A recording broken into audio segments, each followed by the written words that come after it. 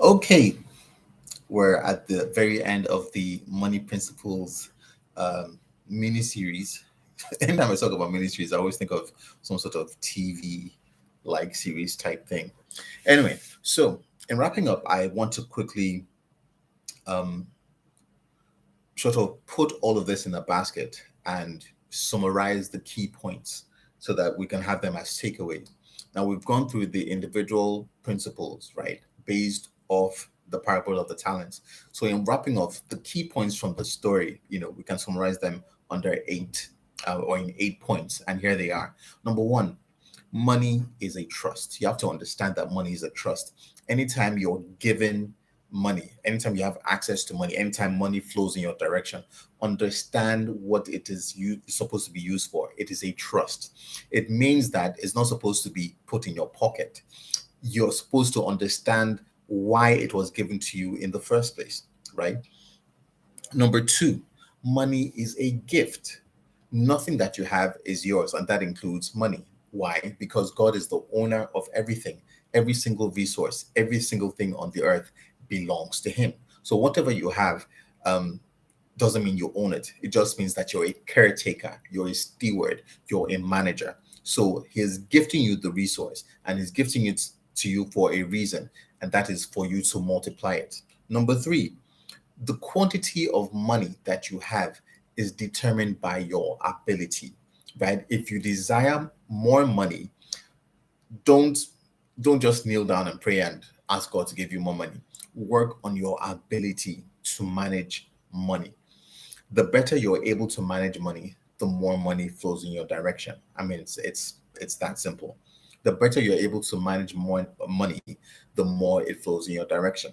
Number four, resources um, require your creativity, right? If you're going to be able to multiply resources, you need to be able to be creative. It means that when you get money, say you get $1 million, the first thing you should do is not spend it and say, okay, I'm going to fly to the Bahamas and I'm going to fly to New York. I'm going to buy myself a condo or whatever it is. No, no, no. First of all, sit down. Okay, I have $1 million. What should I do with this that will multiply it, that would enlarge it, that would make it bigger? It means that you have to deploy your brain. Your brain was given to you for a reason, right? And God expects you to use it in order to manage the resource. Your brain is your greatest asset. But if you don't use it, you won't be able to manage resources effectively, right? So your ability to um, expand resources depends on your creativity, your ability to think up new ideas. Okay, why not do this? Why not do that? Instead of just going for the staid, ordinary things that we normally do, put the money in the bank or whatever. Think of things that you can do with the money that would multiply it. You can separate them into five different things and say, okay, fine, I'll use $200,000 and do this, another 200,000 do this, and on, such that you get the returns from each of those streams. And the aggregate is much more than what you got at the beginning. Yeah.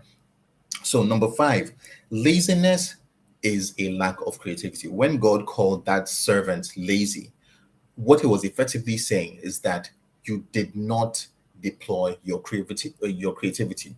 Now, how do I know that you can be creative? Because I gifted you with that ability. I gave you that resource because I know that you have the potential, the creative potential to think through what you can do with this resource and maximize it. But you didn't do that. And as such, you are lazy. And then number six, he called him wicked.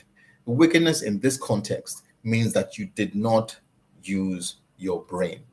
I've said this again, I'll keep saying it. Your brain is your greatest asset, right? So if you're going to think through a problem, if you're going to maximize resources, you have to deploy your brain. You have to, it means you have to study, right? You have to study courses about money, expose yourself to different sorts of information, learn how the great people, the Warren Buffetts and co, the people who are able to manage resources, learn from them, learn how they do it, and then work on your own ability, right? It may not be as great as theirs, it might be greater for all you know, but you have to learn how to use your brain. Otherwise, you'll be wicked.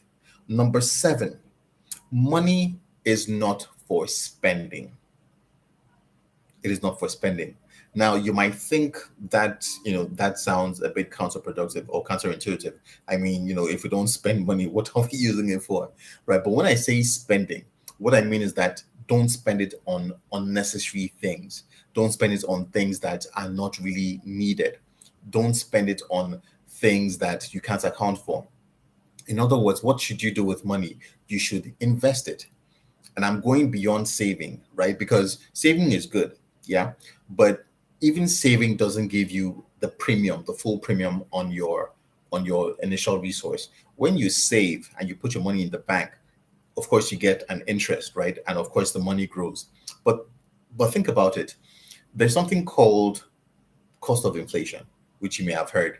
It means that um, the more expensive things are, the things that you buy, food stuff, electricity and all that, the more it gets expensive due to factors in the economy, the more it reduces the value of the money that you have. So, for instance, if it costs you $100 to buy or to feed yourself and your family in a month 2 years ago, now the value of the things that you used to buy as foodstuff, etc., may have gone up to 200.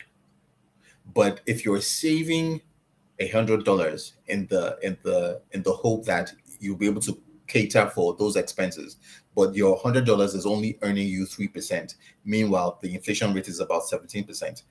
You have a problem. So saving is not really the way to go, but it is the first step.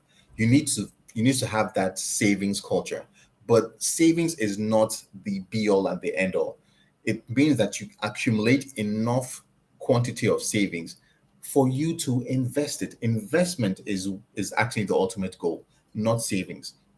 Investments means that you have enough quantity of money to deploy to various investment goals. You can put it in real estate, in the stock exchange, in worthwhile business deals that are sure to generate some form of return.